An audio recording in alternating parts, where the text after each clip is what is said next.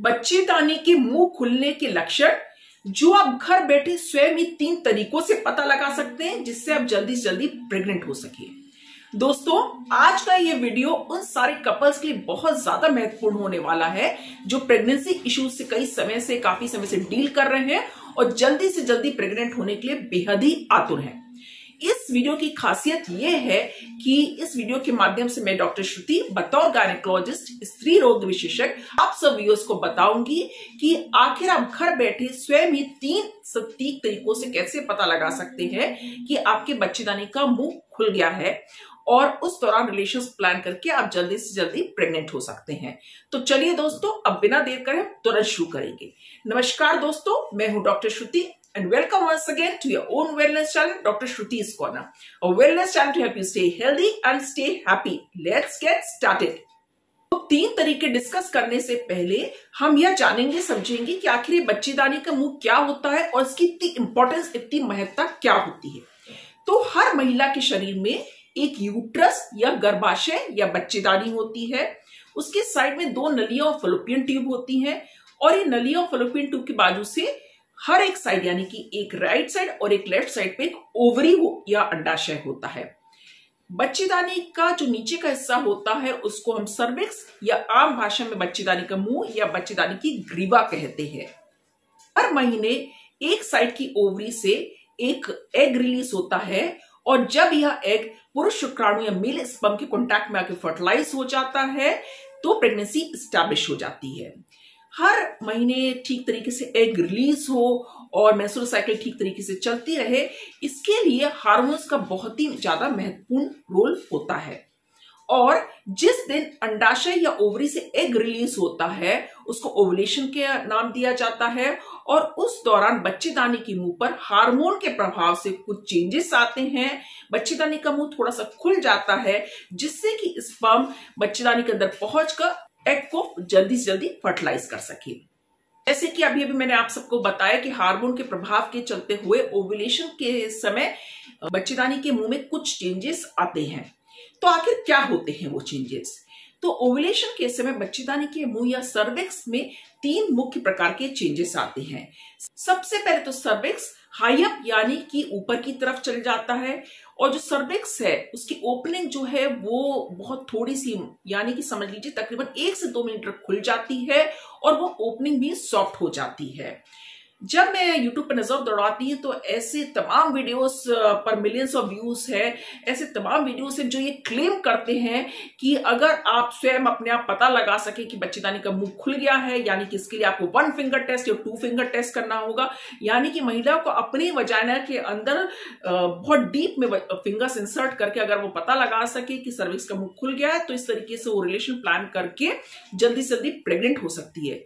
तो मैं अपने सारे व्यूअर्स को बताना चाहूंगी कि ये देखकर हमें बहुत ही दुख होता है जब इस तरह की भ्रामक जानकारियों की जाल में आप सब फंस जाते हैं। ऐसी गलती बिल्कुल भी ना करें, क्योंकि अगर आप स्वयं ही असर्टेन करने की कोशिश करेंगे कि अगर आपका सर्विक्स से बच्चेदानी का मुंह खुल गया है, इसके लिए अगर आप 1 फिंगर या 2 फिंगर टेस्ट करेंगे वजाइना के अंदर फिंगर्स को इंसर्ट करके, तो इसके चलते आपको इन्फेक्शन की संभावना हो सकती है और उससे भी ज्यादा कॉम्प्लिकेशन ये हो सकता है कि आपको किसी तरह की इंजरी हो सकती है और ब्लीडिंग हो सकती है जो आपको लिए बहुत ज्यादा नुकसानदेह साबित हो सकता है।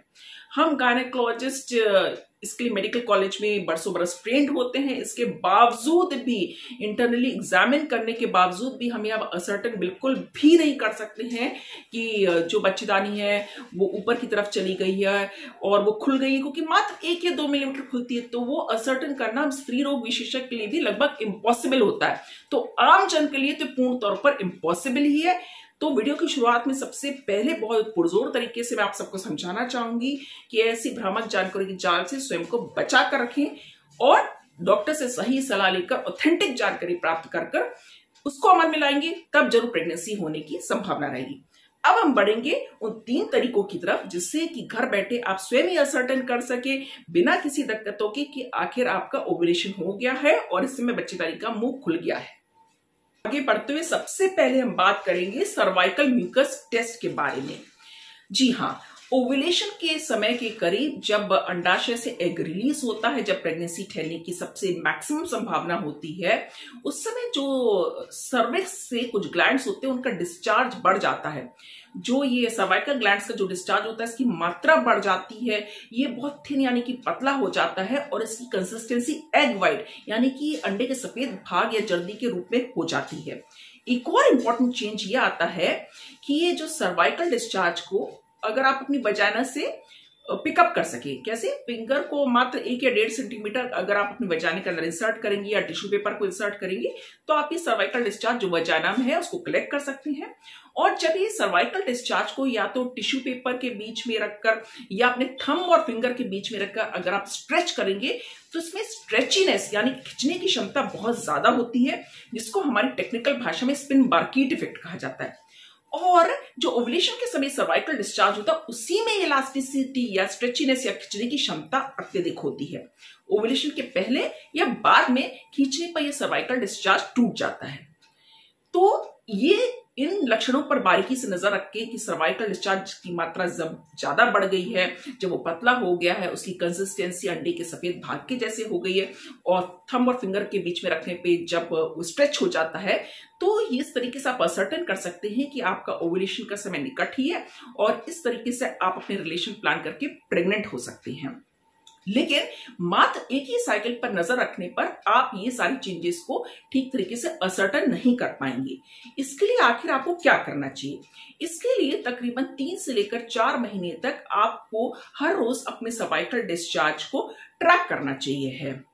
जैसे कि मेंस्ट्रुएशन के तुरंत बाद डिस्चार्ज 2-4 दिन तक नहीं होता है, उसके उपरांत जो डिस्चार्ज होता है वो उसकी मात्रा कम होती है और थिक होती है, और ओव्यूलेशन और फर्टाइल पीरियड के समय पर डिस्चार्ज की मात्रा बढ़ जाती है और इसकी कंसिस्टेंसी में चेंजेस आते हैं और ये इसमें इलास्टिसिटी भी आ जाती है। तो अगर ये सारे चेंजेस को आप तकरीबन 2 से लेकर 4 महीने तक ट्रैक करेंगे तो आप समझ जाएंगे कि ओव्यूलेशन के समय आपके शरीर में कौन से चेंजेस हो रहे हैं, सर्वाइकल डिस्चार्ज में क्या चेंजेस हो रहे हैं, और इस तरीके से आप अपने रिलेशन प्लान कर सकती हैं। दूसरा तरीका जो आप घर बैठे अपना सकती हैं वो होता है बीबीटी या basic body temperature method. BBT method को अपनाते हुए अगर आप रोजाना अपने टेम्परेचर को ट्रैक करेंगे और पाएंगे कि जिस दिन आपका टेम्परेचर में मात्र थोड़ा सा राइज हो रहा है तकरीबन 0.5 से 1 डिग्री फ़ारेनहाइट, तो आप समझ सकते हैं कि आपका ओव्यूलेशन हो गया या उसका समय बहुत नजदीक है। उस दौरान रिलेशन प्लान करके प्रेगनेंसी एस्टैब्लिश हो सकती है। आखिर इस मेथड को आपको अपनाना किस तरीके से चाहिए? इसके लिए आपको तकरीबन 2 से लेकर 3 महीने तक रोजाना महिला को अपना टेम्परेचर नाप के उसकी चार्टिंग करनी चाहिए। इसके लिए महिला जैसे ही सुबह सवेरे उठती है, बिस्तर से उठने से पहले ही और पानी, चाय, कॉफी कुछ भी पिए बगैर सबसे पहले आपको अपना ओरल टेम्परेचर लेना है, यानी कि मुंह का टेम्परेचर थर्मामीटर की मदद से लेकर उसको नोट डाउन कर देना है। और ये आप पूरे महीने करते रहेंगे और आप देखेंगे कि ओव्यूलेशन के समय के करीब आपके टेम्परेचर में थोड़ा सा राइज होता है। और इस तरीके से अगर आप इसको मेथड को 2 या 3 महीने तक ट्रैक करेंगे तो आप समझ जाएंगे कि किस डेट के समीप या करीब आपके टेम्परेचर में राइज होता है, यानी कि उस समय आपका ओव्यूलेशन हुआ है, और इस तरीके से आप अपनी प्रेगनेंसी प्लान कर सकते हैं। नेक्स्ट तरीका जो होता है ओव्यूलेशन डिटेक्ट करने का वो होता है ओव्यूलेशन किट्स के माध्यम से। जी हाँ, बहुत ही सरलतम तरीके से हम घर बैठे जिस तरीके से अपना प्रेगनेंसी टेस्ट, यूरिन टेस्ट के माध्यम से करके स्वयं ही पता लगा लेते हैं कि हम प्रेग्नेंट है कि नहीं, ठीक उसी तरीके से बस ओव्यूलेशन किट्स का इस्तेमाल करना है यूरिन सैंपल को लेकर। बहुत ही सरलतम तरीके से जिस तरीके से हम घर बैठे ही अपने यूरिन सैंपल के माध्यम से प्रेगनेंसी का पता लगाते हैं, ठीक उसी तरीके से बाजार से ओव्यूलेशन टेस्ट किट खरीदकर अपने यूरिन सैंपल के माध्यम से हम घर बैठे पता लगा सकते हैं कि ओव्यूलेशन का समय करीब है कि नहीं करीब है। ये जो ओव्यूलेशन टेस्ट किट होती है ये आपकी यूरिन सैंपल में LH नामक हार्मोन को डिटेक्ट करती हैं। तो जब आपका ओव्यूलेशन टेस्ट किट के माध्यम से आपके यूरिन सैंपल में पॉजिटिव रिजल्ट आता है तो इससे हमें पता चलता है कि ओव्यूलेशन हो गया है और रिलेशन उसी अकॉर्डिंग प्लान करना चाहिए है। और जब तक नेगेटिव आ रहा है तब तक ओव्यूलेशन नहीं हुआ है तो इस टेस्ट को हमें कंटिन्यू करना चाहिए है। ओव्यूलेशन टेस्ट किट का बेस्ट रिजल्ट्स आपको तब मिल सकते हैं जब आपकी साइकिल्स रेगुलर हो। आप इसको फर्टाइल पीरियड के दौरान ओव्यूलेशन टेस्ट किट के माध्यम से अपने यूरिन सैंपल की जांच करते रहें और देखें कि किस दिन आपका रिजल्ट पॉजिटिव आ रहा है ओव्यूलेशन टेस्ट किट के माध्यम से। तो दोस्तों इस वीडियो की जैसे मैंने बताया था खासियत ये थी कि घर बैठे हम स्वयं ही पता लगा सकते हैं, असर्टेन कर सकते हैं कि किस दिन हमारे बच्चेदानी का मुंह खुल गया है या ओव्यूलेशन हुआ है, और उस हिसाब से हम फिर अपनी प्रेगनेंसी प्लान कर सकते हैं। तो सरलतम तरीके से आप घर बैठे स्वयं ही पता लगा सकते हैं। अगर आपको ये जानकारी महत्वपूर्ण लगी हो तो इस जानकारी को कम से कम 5 से 10 परिचितों तक शेयर कर उनकी भी जागरूकता अवश्य बढ़ाने की कोशिश करिए। जल्दी मुलाकात होगी अगले वीडियो में, तब तक के लिए आप सब स्वस्थ रहिए, मस्त रहिए, खुश रहिए। Stay healthy and stay happy. Bye bye for now, will see you very soon. Bye bye.